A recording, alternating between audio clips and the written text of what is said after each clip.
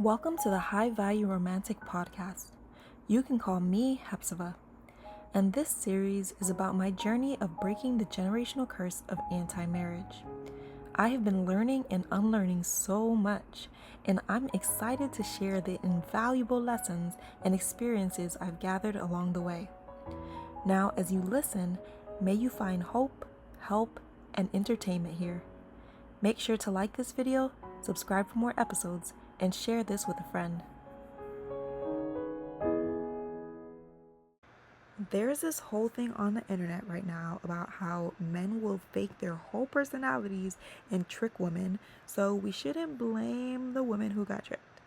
Disclaimer: before we get into it, nothing of what I'm about to say in this episode negates the fact that a lot of women, really did run into trash men and got pregnant by them, abused by them, gaslighted, that those men cheated on them and mistreated them, disrespected them, etc. These things exist and are happening today to women all over. I've experienced some of these things in the past, and maybe you have too. What I'm trying to say in this episode, though, is if you have a victim mentality, this may not be your favorite episode, because over here we take ownership and we work on ourselves. Maybe you actually need to listen to this episode a couple of times. So, have you ever seen some of those women who marry the quote unquote ideal guy? Not a perfect man, because no one's perfect, but you can just tell, like, he's actually masculine and emotionally available. Like, oh, he loves Jesus too, and he actually takes his role as a husband and a father seriously, and he takes care of himself. Wow, he's in the gym. And he truly loves his wife and isn't afraid to express that. The ideal guy. Well, I've definitely noticed that too. And so I started to do some research to figure out, are these women just ridiculously lucky, or is there something going on here? And I am going to share with you guys today what is going on. I'm going to talk about the differences between women that pick well versus the women who don't pick well, aka pick Misha. I know you've heard the term. And if you ever have been a pick Misha, no judgment here, but this is exactly the point of this episode, to give you the information you need so that you can make a better choice going forward, right? And that is also the beauty of fasting and praying, which is exactly why God requires it of us when we are breaking generational curses. Because when we are fasting and praying, we read the Bible a lot more, spend time with God more, hear his voice more clearly, and we begin to receive information that shows us where we were going wrong in our thought patterns, in our actions. And then you have the ability to repent. Okay, I'm going to talk about the women who pick well qualities and then share the opposite quality of the pick Misha type woman who doesn't pick well. All right, so number one, women who pick well, we don't stay around to get disrespected multiple times. We leave unfavorable situations because we love ourselves more than we love the idea of love. Like, having a man is cool and all, but the real flex is respecting yourself. Women who don't pick well, they try to negotiate with men that disrespect them. They gaslight themselves into thinking he will get better over time, so they ignore their true needs. And the thing is, men don't get better over time. And if you try to ignore your needs, it's always going to come out at some point in the relationship, whether it comes out in the beginning freely or whether it comes out passive aggressively later on. Number two, women who pick well, we're not so desperate to be loved by a man that we lose ourselves. No. Self-abandonment is a no-no. That is people-pleasing territory, and we don't live there. And it's also idolatry if you think about it.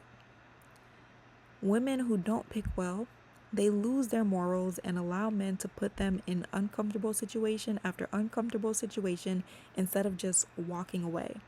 This allows that man to change them into a whole different person over time, and eventually that man is literally going to hate who he helped you become. There is a saying that Men get into relationships hoping that women won't change, and women get into relationships hoping that men will change. Number 3, women who pick well. We understand that it's not about if good men exist, because they do, and there's an abundance of them. It's about, will you pick a good man? The choice is yours. But a lot of women don't actually even know how to pick a good man, and that is why they're on the pick Misha side. Their mentality is all men are trash. This is why they attract trashy men and continue to entertain those trashy men, because that is their reality. And they just stay in that same cycle because they haven't changed their mindset yet. Number 4, women who pick well, our mindset is, I don't try to change men, I just discover who they are. Because think about, if a man actually tries to change for you, that is not going to be lasting and sustainable change, because he's going to use that one thing about you that he claims motivates him so much. Like, no, men, if they ever do change, or people in general, if they ever do change, they change for themselves when the situation is more painful than staying the same. That's when people truly change. So anything besides that, if a man is telling you that he's about to change for you, like, I wouldn't believe it. I wouldn't buy it. Just discover who they are, and if that aligns with who you need them to be and where you're going, then cool. Maybe they can come along for the journey. But women who don't pick well, they think he's gonna change, or even worse, he will change for me. And it's like, honey, you are special just like everyone else.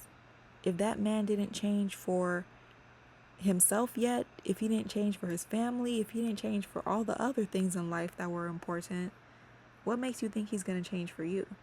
That is a fruitless endeavor, okay? Just move on. Okay, number 5, women who pick well. Here's what we believe about being a helpmeet. We believe that it does not mean relieving a man of their responsibilities or covering for their incompetencies. Listen, repeat after me. I am my own project. Like, you do not have time to make a man your whole life. He's not your son. But women who don't pick well, they think that being a helpmeet means compensating for where he lacks and where he fails to take responsibility. So, for example, they're going to pay for major things. They're going to manage the connection by reaching out and asking for dates, asking for phone calls all the time, and, just doing all the things. They're going to see him as a prayer project. And that is like a really bad mentality that I believe originated in churches, where a lot of pastors and ministers, they actually have like struggle love stories, and then they evangelize that to other people. But no, we don't do struggle love over here. When you take away a man's responsibility, you're robbing him and you're hindering him. Responsibility is to men as safety is to women. Remember that. Okay, number 6, women that pick well. We understand that men treat you how they think you deserve to be treated. And it's actually still not even about you. But we're just not sitting here to try to prove that we're worthy of being treated well. We're worthy of him, meeting our standards. No, it's up to us to walk away from what doesn't align with what we desire. But pick Misha over here. She thinks, I can love him into loving me and treating me better. But can you really? Has that ever worked? That's that struggle love mentality, pick Misha. Don't do it. Pick better, sis. It never works. You get into this territory of just trying to prove yourself, trying to prove your worth, and you were never supposed to be in that position. The man is supposed to be proving himself to you, because you are the prize, sis. Number 7, women who pick well, we think, I am already creating a life with the things that I desire, and love will find me at the right time, and it's going to be a great addition to what I've already created. Like, The relationship and love and all that stuff is not the end all be all. It's just an addition to this already great life that you're creating and cultivating, and you're just working on becoming who God called you to be in the first place. But women who don't pick well, they're so worried about the fact that they're running out of time and they rather not be alone. So then they just start to tolerate anything, they accept anything. There's a quote that says, men settle when they think that they've lost out on the one, or, sometimes they actually settle because of peer pressure, right? And then it also says that women settle when they think they're running out of time. So as a woman who is dating and stuff like that, you have to realize that, like, God's timing is best. It's not to say that you accept delay, but you don't want to be in a mindset where you're now idolizing marriage and making it seem like if you're not married, then your life has no meaning, because that's not true. You cannot be so desperate that you just start to accept anything, and that's how a lot of people get themselves into trouble. And the last one that I'm going to share on this episode is number 8. We do not pick men who don't fit into the criteria or the dynamic that we desire. As a woman who picks well, right? You have to have criteria, things that matter to you, your needs, and etc., etc.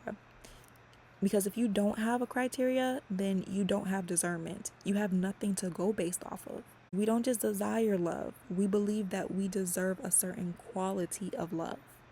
So we're unwilling to accept love from or give access to men who don't fit into the dynamic that we believe we deserve. And that can look like so many things, but let me give you a common example. In general, everybody really has, like, as a non-negotiable, good communication, right? That might look like the man reaching out consistently, trying to get to know you, intentional communication that moves things forward, leading in conflict resolution, and the ability to communicate and act with self-reflection. If a man doesn't move like that, he can't have access to my time, my energy, or my presence. And no man who doesn't move like that should have access to yours either. It's not a discussion or a debate about why he can't. Oh, in his childhood, and oh, he had a rough past relationship, and men are scared of rejection too, and insert whatever excuse. No, just move away quickly. You don't have to entertain everything that's presented to you, right? But Pygmesia gives access to just about any man that gives them attention, because they just desire to be loved. They tolerate anything that a man gives them. They don't test the spirit to see who sent that man. And if your idea of discernment is your feelings, then you're already in trouble. You're supposed to be guarding your heart, because out of it flows the issues of life. Okay, so let's talk about the solution, right? Which is to focus on healing you so you don't attract, trashy men, and you can entertain better men. Yay. So you can't 100% stop attracting weirdos, as far as I know right now. If I find something different, then I'll be sure to, report back. But for now, I just noticed that some men still happen to have a lot of audacity. Maybe you can't 100% stop attracting them, but it is 100, and maybe even 1000% up to you to stop entertaining the bad ones. If you're giving energy to bad men, then you're not even going to have the energy to give to the good men, right? Psalms 42 verse 7 says, "Deep calleth unto deep at the noise of thy waterspouts." Part A. And Amos 3 verse 3 says, "Can two walk together, except they be agreed?" So when you're on your healing journey, you have to really start examining who you are and, like, dissecting the situations that you've gone through in the past so that you don't repeat the same patterns over and over again. Why did you agree with that man that treated you wrong in the past? Because it's not like you said, "Oh, hey, please treat me wrong," but when he did, you didn't leave right away, sis. You stayed, you entertained him. You fantasized about what marrying him would be like. You claimed you were in love with him. And that he loved you and he wasn't even being loving towards you, right? No one tolerates what they don't think they deserve. So as you heal, you have to really change your mindset about what you think you deserve. The way to truly know that you have a certain standard is when you are met with something like actions or words that don't fit it, and you choose to walk away instead of complain or try to negotiate with them. If it's a negotiation for you, then it's not truly your standard. If you continue to entertain them after you discover that they don't fit what you claim you need, then it's not truly your standard. You observe that they don't do XYZ and you just end things and move forward. It's quick because it's clear. No double-mindedness. A double-minded man is unstable in all his ways. So look, I'm not negotiating with a man who doesn't think it's his responsibility to pay all the bills or needs my help to do so.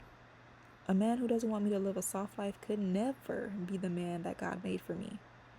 A man who disrespects me could never be the man that God made for me. And that's the way that you have to start thinking. You don't stick beside a man, you stick beside your standards, sis. And the man that continues to meet those standards, then okay, well, he can come along for the journey. And you also don't start speaking negatively and saying, oh, none of these men can meet my standards. Because that's just another excuse that women use to talk themselves out of their standards. You should never make excuses for any man, because trust me, those men are not making excuses for you, right? If you are not valuable to them, they're gone. They're not making excuses and saying, oh, but she could and did. No. Men don't believe in potential. You have to trust that the same God who made you knows what you need, and he created a man that actually has the things that you need. So when you heal, you're just not entertaining things that don't align with what you desire. You don't downplay your needs. You love yourself enough not to discount your value. Because trust me, you think that people don't notice when you discount your value, but they do. They're like, wow, I'm getting this, like, her time, her energy, all those things for a discount. And then they don't even value it the way it's supposed to be.